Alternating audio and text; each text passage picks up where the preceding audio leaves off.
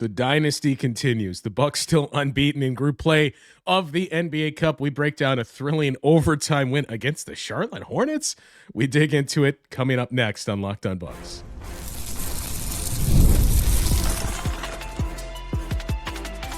You are Locked On Bucks, your daily Milwaukee Bucks podcast, part of the Locked On Podcast Network, your team every day. Welcome into Locked On Bucks. My name is Justin Garcia, joined as always by Camille Davis. We thank you for making this your first listen of the day each and every day, and for helping us make Locked On the #1 sports podcast network on the market. Today's episode is brought to you by FanDuel. Right now, new customers can bet just $5, and if your bet wins, you'll get $300 in bonus bets to use across the app. Head to FanDuel.com to get started. Well, if you are just a box score watcher and truther, Camille, you probably came across this, or you saw the score scrolling as the game was in action and thought, like, man, the Bucks are really struggling with a bad Hornets team from what I remember. There were certainly some things that were not good that need to be cleaned up in this game, although I think the variety is more the one-off compared to some of the things that we've talked about extensively. I just want to say this. Charlotte's building something here. That there are some nice pieces. They're not going to be a playoff team this year. At least I don't think. But, man, you can see some nice pieces there, including some kid that apparently has Wisconsin ties and had half the arena, at least it felt like it, supporting the Charlotte Hornets and himself. Man, Kon Knueppel is a player in this league. Yeah, he is for real. Like, was seeing his name kind of like at the top of some of the Rookie of the Year ladder boards. I was like, okay, it's kind of interesting. Okay. So I'm really, for the first time, like, close that Wednesday game, and then seeing him again tonight, where it's like, okay, this kid really has something. Not scared of the moment. Big shot taker. Can even finish at the rim a little bit. Yeah. Like, he just overall, as a rookie already, seems like somebody who's very comfortable in the offensive flow of the NBA game. So, yeah, I'm looking forward to continuing to watching Kon Knueppel hoop, because he looks like he's going to be a real player for a while. He's got that, like, almost Rollins-esque, that burst of speed where he gets past you and you think, like, man, I didn't think this guy had the jets in him here to get to the rim. And last thing we'll say about the Hornets and Kon Knueppel. Before the game, Charles Lee was asked about what this environment was going to be like for Kon and Pat Connaughton. Did you see the photo too that the Knueppels had the entire Hornets team over to their home? And Plumlee's like bending down in the home of like, I can't really stand up. Yeah. And Charles Lee said, no, I think this kid is going to handle it just fine. Like, that's the way he's built. That's his mentality. It's Pat Connaughton I'm kind of worried about, and like the reception he's going to get and what that's going to do to him. But Charles Lee even joked, at least I thought it was a joke, that, you know, the gathering section and the amount of tickets that were dispersed for the Knueppels and all of his friends and family was in the thousands tonight. You're like, okay. It sure felt like it during the game and afterwards too. I took a picture that, you know, you'll have, like, Fred VanVleet usually has a big section come from Rockford to watch and cheer him on whenever he's in Milwaukee. Certainly the Indiana Pacers for some other guy that was from Oshkosh, and a handful of these teams where you're like, oh, okay. This was unlike anything I've ever seen, where when the game ended, usually you'll have, like, I don't know, 30, 50 people just able to congregate down near the court, sit in the seats closest to it, and catch up with the player that they have the ties to. There was like an entire section full of people after the game, and Kon Knueppel was walking up and down the rows that section was in, just shaking hands, hugging, greeting every single person there after the game. When I saw the reports that he had nearly 2,000 tickets issued for this game in that big of a group, it made me stop and think, like, do I even know 2,000 people where I could be like, hey, I know 2,000 people.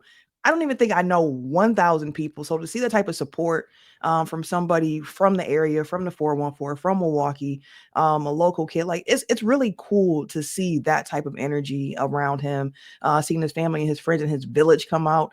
At first I was like, did he give tickets to like all of Wisconsin Lutheran to have this many people come out? But no, like it's just a lot of love for him in the city. And I know both of his parents too are known in Wisconsin, in the His area, in uncle too, Southeast Wisconsin legend, as Bucks well. legend.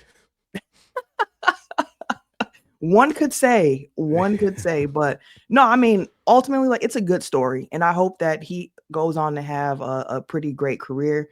Hopefully, doesn't end up like that other guy from Oshkosh, where some bad blood starts to form between the two teams, where people don't appreciate what they're seeing because got to lean on a troll, got to lean in on it. Here's the last little fun fact tidbit I'll share. Before we dig into the game here, which people came here for. Kon Knueppel, I don't know how much of it I want to give away, but Kon Knueppel may have been the straw that broke the camel's back in the retirement of a legendary coach in college basketball because his uncle was teammates with this coach on a team that beat Cal in the NCAA tournament. Jason Kidd led Cal team at Green Bay. And this coach thought, all right, I know the uncle. We've made all the inroads here. I think we're going to get him to come to Virginia and Tony Bennett. But at the last minute, Kon Knueppel went to Duke, and that kind of started to plant the seeds of, I don't know if I want to do this anymore with the way that this game is going with NIL and everything else. So, man, and he would have been, you think of all the Virginia players, Kon Knueppel fits that to a T. Like shooting, he's a little more athletic than I think, and he can play defense. So one of those like sliding doors, what may have been moments. But all right, on to the game. Overtime, Bucks win it. And Camille, I don't know how many more times we are going to sit here and say, like, man, you know what? Kyle Kuzma was really good for the Bucks once again tonight. Once again, moving to the starting lineup for this game as well. So we saw Doc figure like, hey, the current configuration of going out here with Rollins and Green and Trent and Giannis and Miles, just not giving us what we need right now. And I mean, that starting group was getting outscored. So something had to change. And the change that was made was to pull the Kyle Kuzma lever, which worked out really well in this first game with him in the starting lineup in place of Gary Trent Jr., where you look at the numbers and you're like, okay, Kuz, double, season high in points with 29, led the team in rebounds with 10, 5 assists, 4 steals, which Kyle Kuzma wanted to be very clear. Make sure you highlight the steals in this game as well. He said that I don't think I've ever had 4 steals in the game. He had one other game with 4 steals when he was a Laker. So it's been that long since he's had a game with that many steals in it. But ultimately, love the way he was cutting to the rim, being aggressive, making his presence felt on the boards, knocking down shots. Like, Kuz has been playing some pretty good basketball so far this season. Not perfect, but I don't think anybody on this team has been perfect so far this year. Closest to it is probably Giannis. But, like, Kuz has been making a positive impact on this team big time.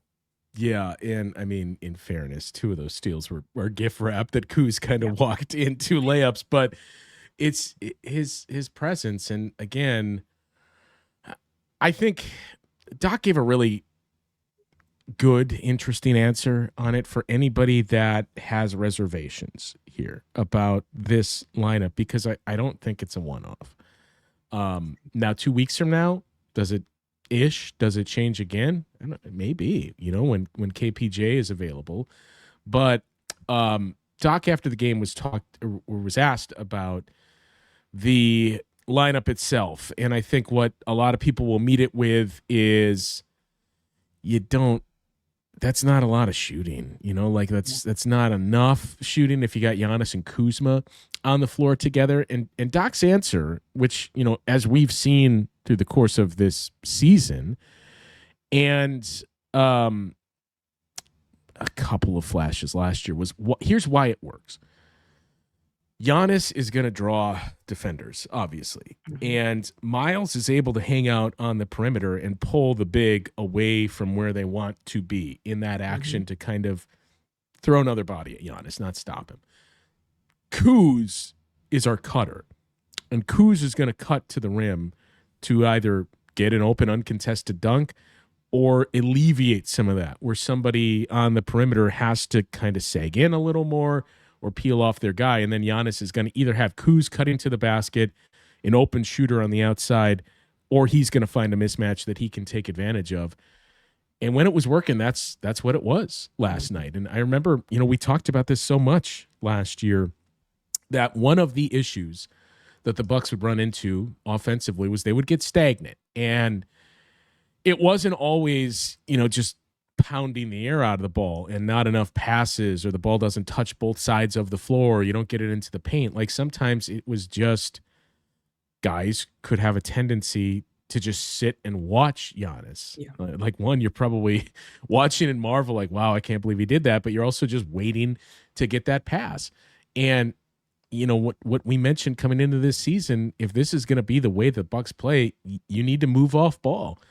Kyle Kuzma has, without question, been their best player at doing that, and one of their only players doing that. Like, how many times have we seen that 45 cut from Kuzma during games that just opens things up for the rest of the guys? And last night, it was Kuz that was taking advantage of it. Not only is he cutting and getting that off-ball movement going and making things a little bit more difficult for defenses to try to defend straight up without having to move a lot. Like, in addition to that, he's finishing better at the rim too, because even last year when he was able to find himself at the rim, you'd be like, okay, he's not converting these at a high enough clip. And that was something that was a focus of his and his trainer in the offseason, of finishing at the rim stronger. And when you look at the numbers that you see from Kuz so far, like, he is shooting a career high from 2-pointers, career high, 64% on his 2-point shots. He's never cleared 55% before when it comes to knocking down those 2-point shots. Like, that is boosting his just overall field goal numbers by being that effective around the rim, which, as again, has never been seen in Kuz's career so far. So not only is he able to create that chaos from the cuts, but this season you're seeing him finish at the rim too, which is continuing to add to the scoreboard and making him even more valuable when he's on the court. Now, he's also averaging a career low in turnovers right now, career high from free throw percentage. The 3-point shot, that still needs a little work for Kuz right there, but with him being able to be so effective on the cuts and also the willingness to take the shots when he's open from three, the profile is there for him. So he just has to keep putting in that work. And to your point about this being not just a one-off, I completely agree with you, and I'm curious to see how this continues to look for Kuz in the starting lineup, because one other area we saw the Bucks get killed by the Hornets on Wednesday was rebounding. And for this game to end where both teams are 39 rebounds apiece, like, you take that.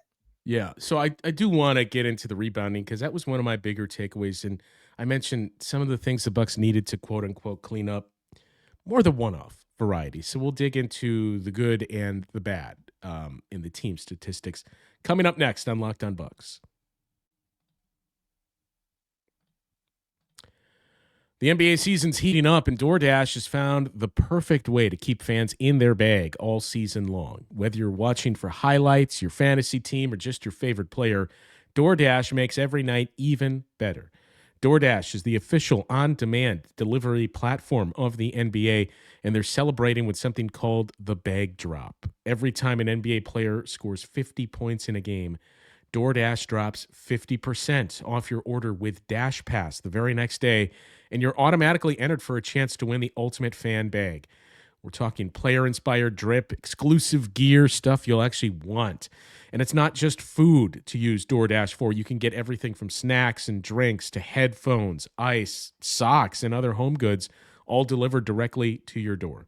DoorDash has you covered for late-night highlights, last-minute watch parties, and double overtime fuel-ups, or even single overtime fuel-ups in an NBA Cup game. So next time someone goes off for 50, use the promo code NBA50 and get 50% off on Dash Pass the next day, plus your shot at the bag drop.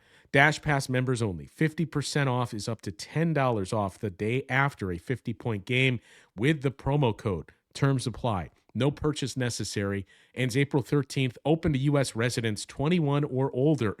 Visit DoorDashInYourBag.com for full details. DoorDash in your bag all season long. You mentioned the rebounds, Camille. After the midway point of the second quarter, somewhere around there, I think the Bucks are very good rebounding the basketball. And I personally hate mentioning rebounding totals because there's a lot that goes into it. Right. One of the things that struck me, though, was at halftime, the Bucks were shooting 63%, and they were getting out rebounded. And like in that instance, I'm going to call out the total number of rebounds because if you're hitting 2/3 of your shots, there should not be that many rebounding opportunities for your opponent. So to get out rebounded really said something. They got off to another poor start. And, our guy who he was an all-star last season, is a multi-time all-star, correct? In what the Hornets have here with Moussa Diabate. He's a multi-time all-star, right? You would think if he played the Bucks all the time, he would be. I mean, he is very good at that, but you can't get pummeled on the glass like the Bucks have been doing. That's the biggest reason for the Kuz insertion, and Doc said so himself. You mentioned it, like size. We got to play bigger. As the game went on, they got better at rebounding the basketball. And you know what? Like it even reached points where let's celebrate, because the Bucks finished this game with in the competitive minutes a damn near 74% defensive rebounding rate, which like is where they've been for the last 7 or so years, but that number was in the 60s for all of this season. So like massive step forward. Now let's see it again against the Lakers. And it's especially impressive because the Hornets coming in were the second best offensive rebounding team in the league. So at least in this one instance, now let's see if you can bottle it. Size paid off.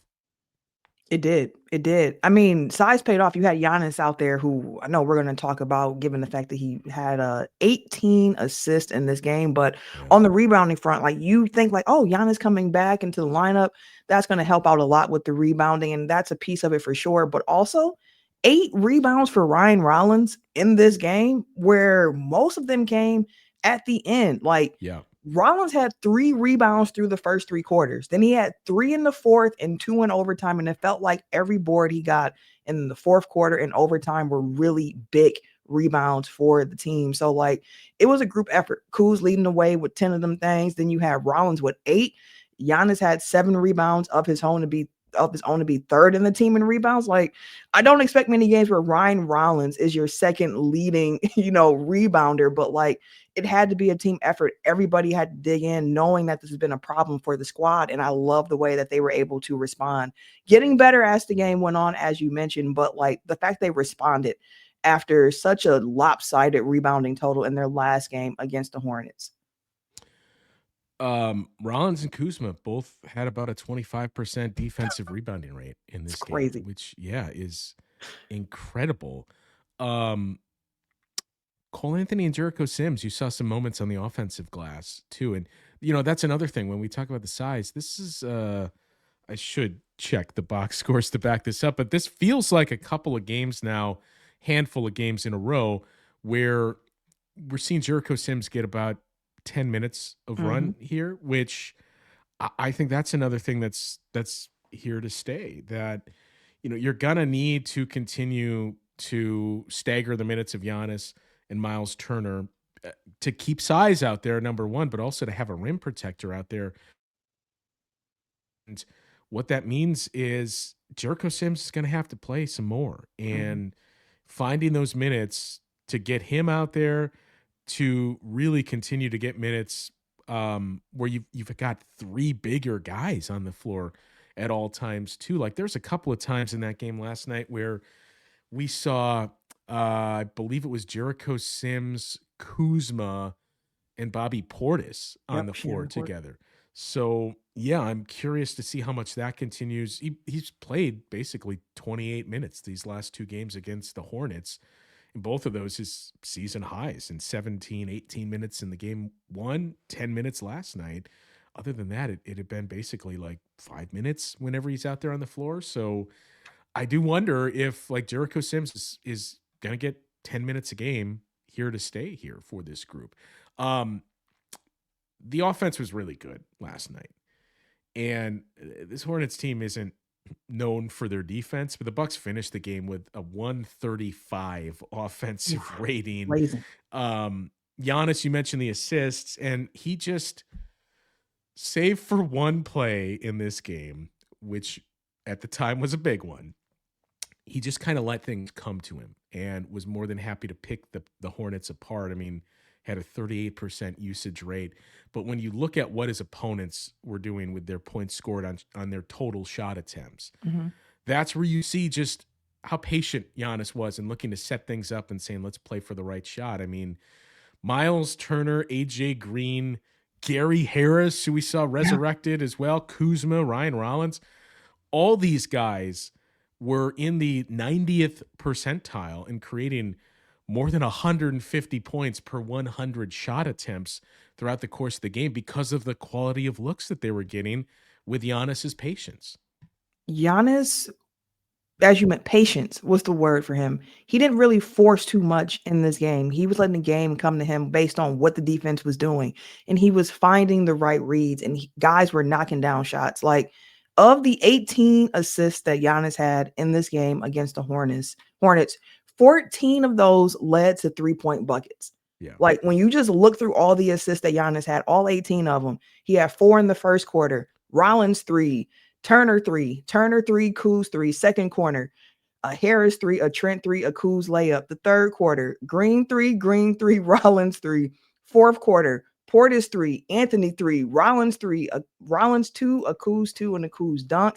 Then in overtime, Turner 3, Kuz 3. Like, not only was he able to set up his teammates, but to get 3 points out of those looks, an area for the team that I've been kind of pointing to, like, hey, we talked this offseason. We heard so much about wanting to get the volume of 3-point shot attempts up for this team. Only 34 3-point attempts for the Bucks in this game, but they knocked down 20 of them. Like, they shot 59% from 3 in this game, which again is why it's like, I want to continue to see that volume go up when you can knock down threes at this rate.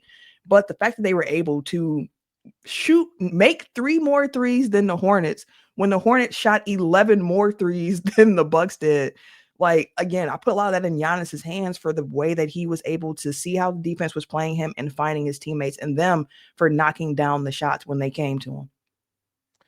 Shooting was really good, 59%. They were 10 of 10 on corner threes. And that's the other thing is the quality looks they got. 10 of 10 on corner threes, 22 of 27 at the rim. So this offense, this was clicking.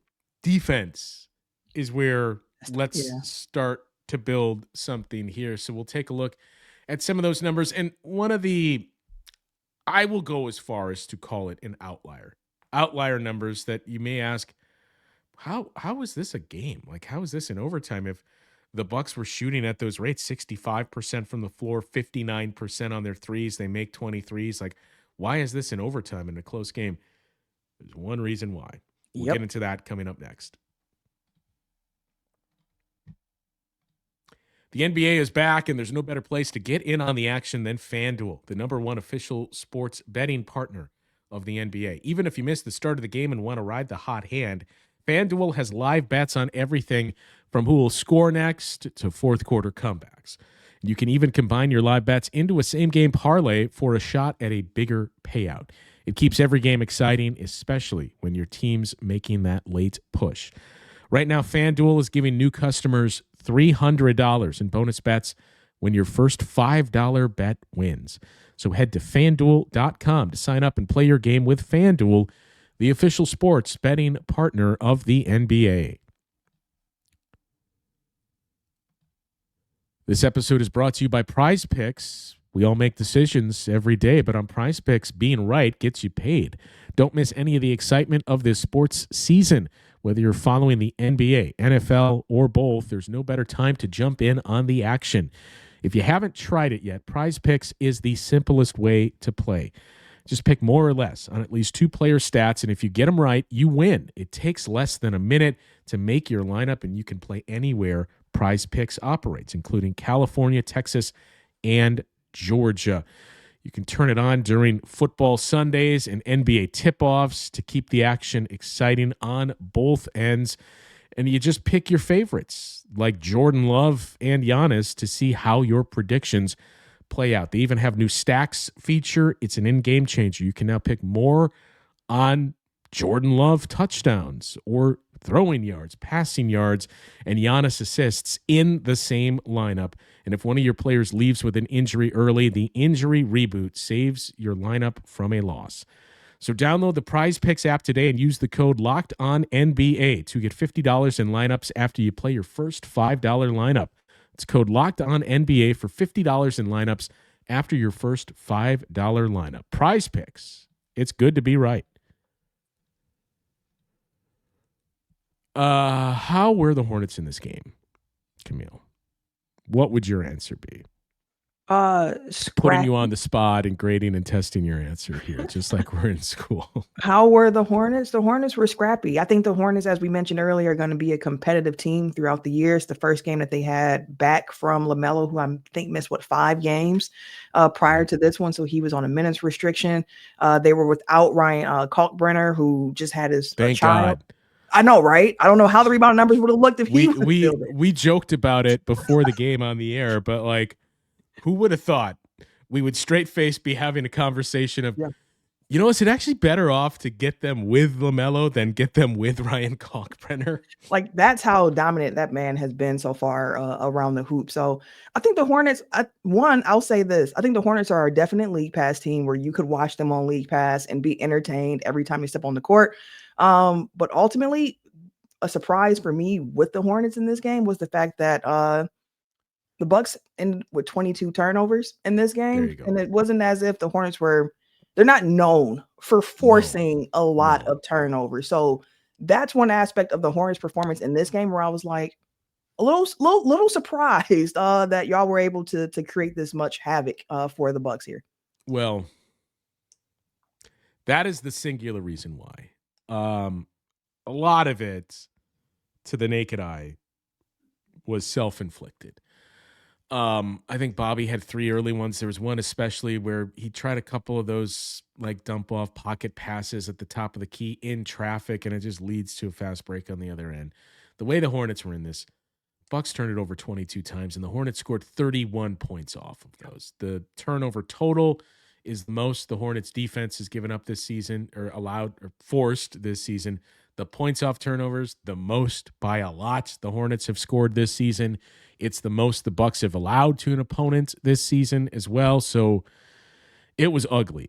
It got much better in the second half. I believe in the final like 3-ish, 4-ish minutes of the fourth and overtime, the Bucks only had 1 single turnover. So just like the rebounding, it got better, but that was it. I mean, I like to lump in a couple team stats together to see how are you doing in those numbers, and oftentimes it'll dictate how is this game going. If you look at the points you're giving your opponent off of turnovers and the points your opponent is scoring on offensive rebounds, last night the Hornets, that number tallied to 43. They outscored the Bucks 43-29.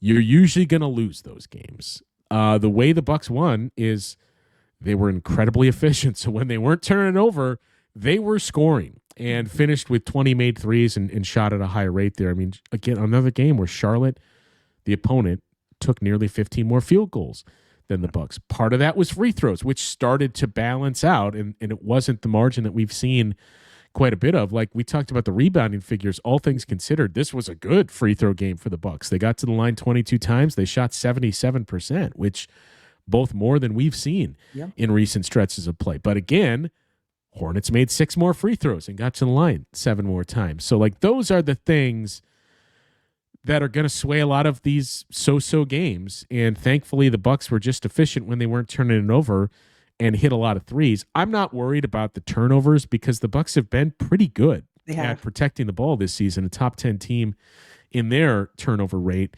And even guys like Rollins and Cole Anthony are both in the top 10 of lowest turnover rate on their drives. So they've done a good job of protecting the ball this season. I don't take last night as anything other than a, blip on the radar with the turnovers. The rest of it though, like you did a good job of minimizing the damage. 10 offensive rebounds for the Hornets, not ideal, but better than what we've seen in recent games for the Bucks. They scored 12 points off of those. You had 5, you scored 9. So you were at least starting to narrow it down. Just continue to work on that, and you got to make free throws. You got to. And that's the thing for this Bucks team, because when you just look at their actual like free throw rate, like how many free throws are they getting per 100 field goal attempts is what that breaks down to. And you look at the rate for the Bucks, they are going into this game. I haven't looked this morning, but they were like 29th in free throw rate. They just haven't gotten there consistently. And when they have gotten there, they haven't knocked them down at a high clip. They've been last in the league in field or free throw percentage. So that's an area for them where they have to continue to try to make some hay, because we've talked about losing Dame, what that means, losing Chris, what that means to the free throw percentage and just opportunities at the line. And when the guy who gets to the free throw line the most often for your team, Giannis, is someone who has historically struggled from the free throw line. Giannis himself said one thing that helps with that is just getting the opportunities. Like getting to the line is the hardest part. If we can get there, we'll figure everything else out. So for this game, like you mentioned, like they got to continue working on the free throws, but for them to be able to pull out a win, given the turnover battle and how that went, and just to add a little bit more context of just how unexpected it was for the Hornets to do this. The Hornets going into the game against the Bucks on Friday night were last in the league points off turnovers. So they average about 13 points per game off of turnovers. So when you know that, and then you see like, oh, but in this game they had 31 points off turnovers, like you said, normally that's a game you probably lose. So it's a good thing for the Bucks here that they were able to find a way to win. Threes were falling, the offense was moving. Although the weird stipulation with NBA Cup rules where overtime doesn't count towards your point differential, that's kind of weak. I don't like that. So, you know what? I forgot about that. Yeah, it does not count towards the point differential. So it's 0-0-0 for points added in this cup game for the Milwaukee Bucks. Wait, no, it does count. Really? I saw Eric Name had a tweet saying that overtime scores don't count towards NBA Cup point differential. The win counts, but the point differential doesn't get added from what you did in overtime. I don't know about that, because everything I'm seeing has the Bucks at plus 29 in point differential. Oh, so they are including it. Yeah. Interesting. Okay. Because, and I wondered too, because like when we saw AJ take that 3 with a couple seconds left, like, okay, they're going to try to juice their point differential. So I think it does count. It may not have before, and they changed it because they made a ton of changes this past year to it. But yeah, everything I'm seeing on the NBA's own site for the group play standings has the Bucks at plus 29. And to your point too, the Hornets after this game are using cleaning the glass for your non-garbage time stuff. They're 24th in defense, 27th in opponent effective field goal percentage, 28th in defensive turnover rate. So like those were the opportunities for the Bucks. The turnovers were just jarring. They are number 1 in offensive rebounding rate. Now they have moved past, or defensive rebounding rate. I beg your pardon. They're still number 7 in offensive rebounding rate. But for the Bucks, if you look at the 4 factors and you just start at the front of the ledger and then stop, you're like, all right, Bucks are pretty good this year. You said defense part, and you're like, ooh, hold on. Yeah, I mean, number 8 in offensive rating, number 1 in effective field goal percentage, number 10 in turnover rate. You're like, all right, stop the count. We're good with this. And then you get to offensive or defensive rebounding, free throw rate as well. The Bucks are 30th and 29th in offensive rebounding and free throw rate. You know, you're usually not a good team if you're in the bottom 5 in multiple categories in the 4 factors here. Like the other teams that are the Memphis Grizzlies, the New Orleans Pelicans, the Wizards, who, by the way, Pacers, just fired their head coach as we sit here. Yeah. So that's the company of like, all right, let's just continue to improve, getting to the line and minimizing the damage on the glass here. That's the big step forward opportunity for this Bucks team here. And now you get the Lakers tonight, Camille. It's night 2 of a back-to-back for the Lakers as well. They were up big on the Pelicans and the now recently fired Willie Green. I saw it was like 15 in the third quarter when I was just box score watching during our game because I was curious. Oh man, like if this gets ugly here, are the Lakers going to be able to rest Luka and Reeves and build in some advantages there? But they both played relatively heavy minutes, so I'm very curious to see what both groups look like tomorrow with the Lakers. It's not an awful trip. It's a 3-hour flight from New Orleans to Milwaukee, so it's not like they're coming cross country. But let's just see what both these teams, especially the Lakers, look like tomorrow, because I haven't even checked the injury report yet. We'll do that in a second here.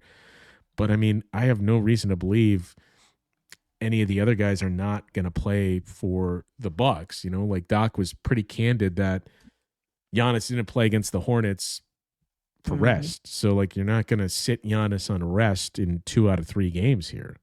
Yeah, that's the assumption. Like even like the overtime win against the Hornets was fun from a fan perspective, just watching the game, seeing it get down to the nitty gritty and the back and forth affair of the entire game. But when you think about that, this was the first time of a back-to-back, not ideal, you know, to go into overtime, to have Giannis playing 40 minutes, Kyle Kuzma playing 39 in this game. But it's a situation, luckily for the Bucks, where they're not the only team at this rest disadvantage heading to this game, with the Lakers having played as well. I do wonder if that means that Doc might just go a little bit deeper into the rotation. We haven't quite seen that so far this season on second nights for back-to-back, where he's like, okay, we're going to add someone else to the rotation, take some minutes off of some guys. Like, there was no Amir Coffey against the Hornets. Do we see him, even if it's only 5-7 minutes in this game tonight against the Lakers, to try to, just steal minutes where you can?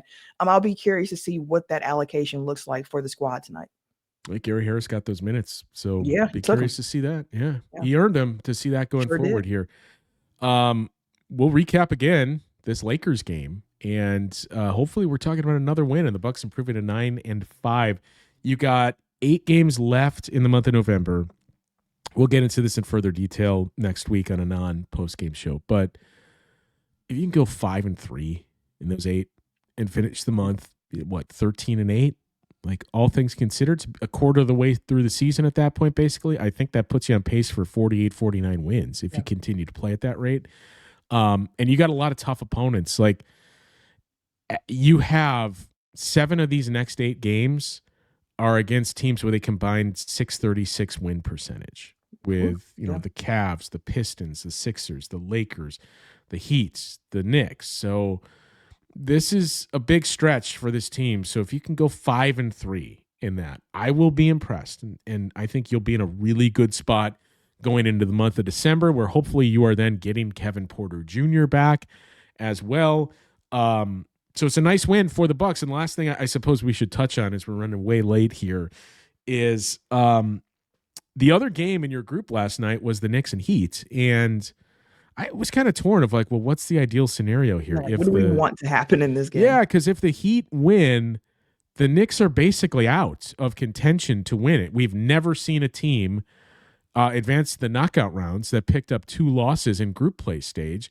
That would have been the Knicks' second loss. So then it basically comes down to, all right, if that's the case and you win, if you win your next game, which is in Miami against the Heat, you're going to win your stage here, because you'll have tie-breaking wins over the Heat, the Bulls, and the Hornets, and the Knicks will have had 2 losses. So that's not what we got. Instead, you have the Knicks, the Heat, and the Bulls all 1-1. The Hornets are 0-2, and you're 2-0 with your plus 29 point differential. I still think the spot the Bucks are in now is, as long as you split those 2 games in New York and in Miami, if you split the 2, and if the loss is not terrible, catastrophic, you're in a really good spot to win with the tiebreakers, and once again win your group play and advance to the knockout rounds here. Yeah, as you said, the NBA Cup dynasty that the Milwaukee Bucks are putting together. But I think it's a fun group too, because the interesting thing about it is that the last 2 group play games for the Bucks come in the same week. Like it's next week Wednesday, and then Friday, I think it is the Thanksgiving week, I believe it is for the Bucks there. So I can't remember. That week, you get Drew Holiday and the Blazers coming to town on Monday. You got 2 cup games against arguably your 2 toughest opponents here in your group. Like, that's a big week. And then, not to shortchange it, you get the Brooklyn Nets coming to town. Michael Porter Jr. and the Nets. All right. As we are now wrapping here, I promise. One last thing I'm going to throw out there. I looked at this before the game started and thought, I could have sworn they're pretty good with this grouping, and they were, but it's not a lot of minutes and possessions. After last night, it has now moved up to 137 possessions, so still very small. At this point, you'd like 300 or so, 400 of a sample size, but I'll take 137 to make this point. So far this season, when Giannis, Miles Turner, and Kyle Kuzma are sharing the floor, the Bucks are a plus 36.5 in net rating. Oof. They're a 138 offensive rating, which is in the 100th percentile. They are shooting 70% effective field goal percentage, and they're a 101.5 defensive rating. They have been terrific in limited minutes and possessions with that trio on the floor, but that's why I don't think that starting group is going away. Yeah, when you hear numbers like that, it makes you want to double down. Like, let's continue to get lineups with these 3 out here. One other thing I'll say lineup related that I'm interested in seeing with this Lakers game too. If they continue with the starting lineup, which I have no reason to think that they would go back at this point from putting Kyle Kuzma in there for Gary Trent. We did see Doc revert back to some of the all bench lineups in this game against the Hornets. I'm curious to see if we see that again tonight against the Lakers.